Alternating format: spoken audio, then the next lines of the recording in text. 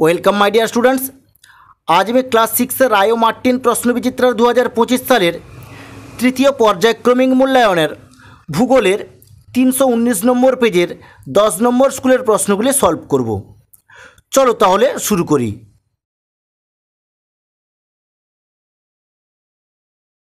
Class 6 রায় ও Martin প্রশ্নবিচিত্রার 319 নম্বর পেজের 10 নম্বর স্কুলের 2 দিকে গেছে, সঠিক উত্তরটি নির্বাচন করে লেখো।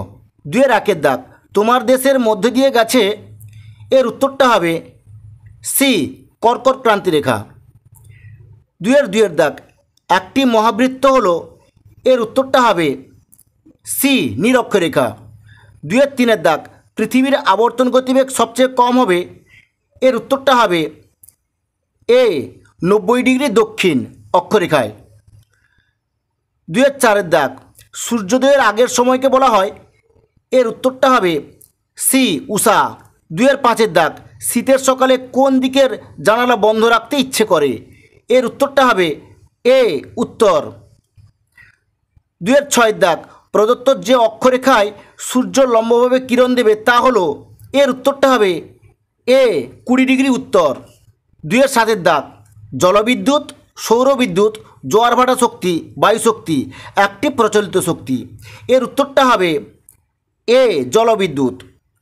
2 দাগ, 50 কিমি দূরের কোনো জায়গায় দূষণহীনভাবে যেতে হলে তুমি চড়বে, এর উত্তরটা হবে ডি, ট্রেনে।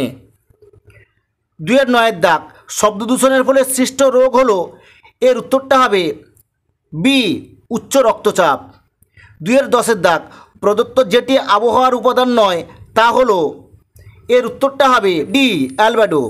2 দাগ, পৃথিবী, এর উত্তরটা হবে বি, পশ্চিম থেকে পূর্বে আবর্তন করছে।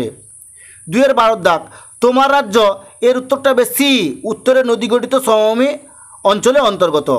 2 দাগ, এর উত্তরটা হবে হিমাচল প্রদেশ রাজ্যে সাঁওতাল সম্প্রদায় দেখা যায় না। 2 দাগ, ভারতের জলবায়ু, এর উত্তরটা হবে বি, উষ্ণ ও আর্দ্র প্রকৃতির।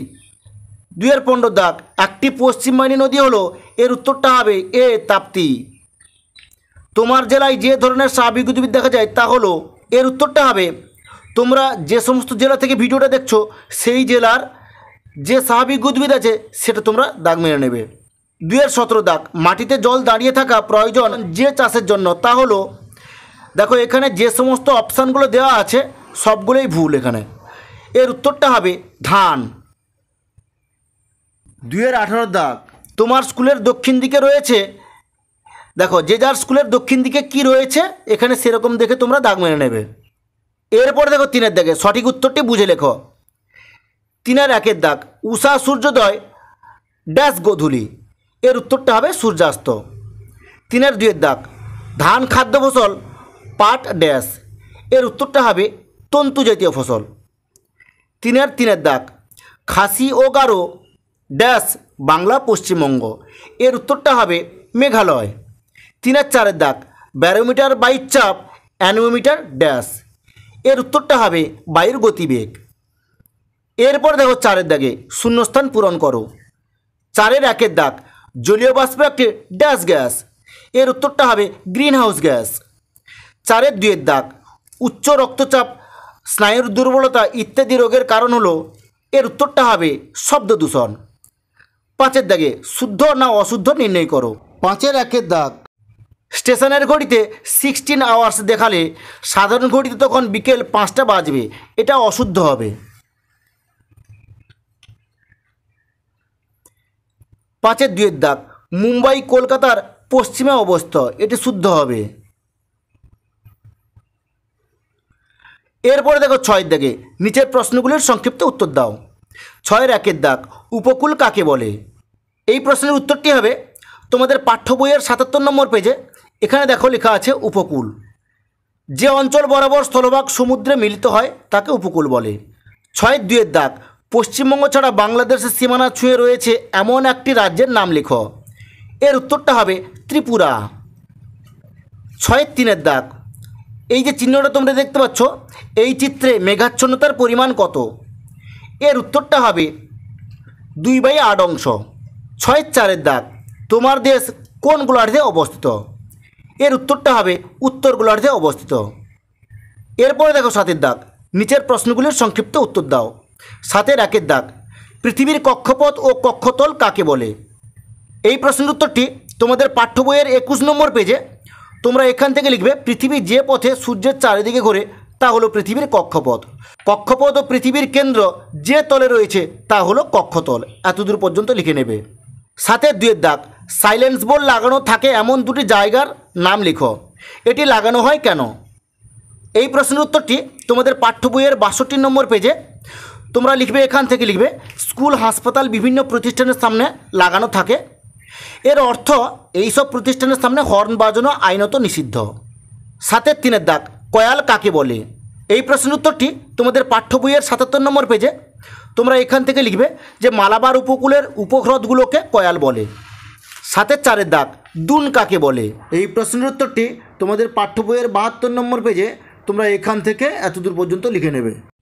7 দাগ, ইসলাম ও খ্রিস্ট ধর্মের একটি করে উৎসবের নাম লিখো। এই প্রশ্নের উত্তরটি তোমাদের পাঠ্য বইয়ের 102 নম্বর পেজে। তোমরা এখান থেকে এইটুকু একটা লিখবে আর এখান থেকে এইটুকু একটা লিখবে। এরপর দেখো 8 দাগে, নিচের প্রশ্নগুলির সংক্ষিপ্ত ব্যাখ্যামূলক উত্তর দাও। 8 দাগ, শুধুমাত্র চিত্রের মাধ্যমে যে কোনো দুটি প্রধান অক্ষরেখার নাম ও কৌণিক মান লিখো। এই প্রশ্নের উত্তরটি তোমাদের ভূগোলের সহায়িকা রায় ও মার্টিনের 70 পেজে। এখানে দেখতে পাচ্ছ, এই একটা ছবি দেখতে পাচ্ছ, এই ছবিটা তোমরা আঁকবে আর যেরকম এখানে নামগুলো দেওয়া আছে সেরকম নামগুলো লিখে নেবে তোমরা।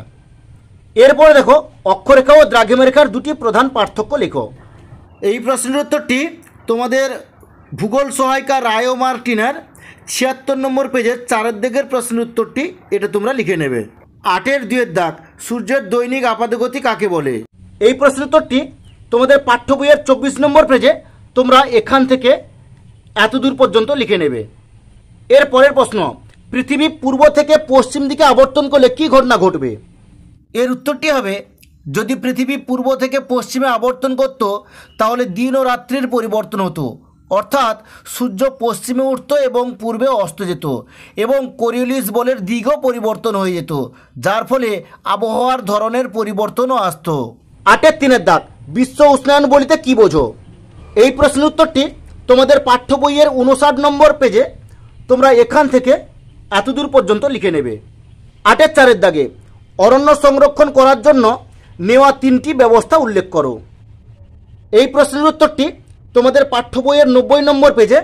এখানে দেখো অরণ্য সংরক্ষণ লেখা আছে আর এখানে 4খানা পয়েন্ট দেওয়া আছে। এখান থেকে তোমরা যে কোনো 3টা লিখে নেবে, এখান থেকে এইটুকুর মধ্যে। 8 দাগে, দক্ষিণ ভারতের 3টি নদীর উৎস ও মোহনা সহ নাম লিখো। এই প্রশ্নের উত্তরটি তোমাদের পাঠ্য বইয়ের 76 নম্বর পেজে। এখানে তোমরা গোদাবরী, কৃষ্ণা, কাবেরী 3টে লিখবে। এখানে উৎস 3টে দেওয়া আছে, মোহনা দেওয়া নেই, আমি করে দিয়েছি। এখানে 3টেই হবে বঙ্গোপসাগর। এরপর দেখো 9 দাগে, নিচের প্রশ্নগুলির যথাযথ উত্তর লিখো। 9 দাগ, সমভাবাপন্ন ও চরমভাবাপন্ন জলবায়ু বলিতে কি বোঝো? এই প্রশ্নের উত্তরটি তোমাদের পাঠ্য বইয়ের 79 নম্বর পেজে।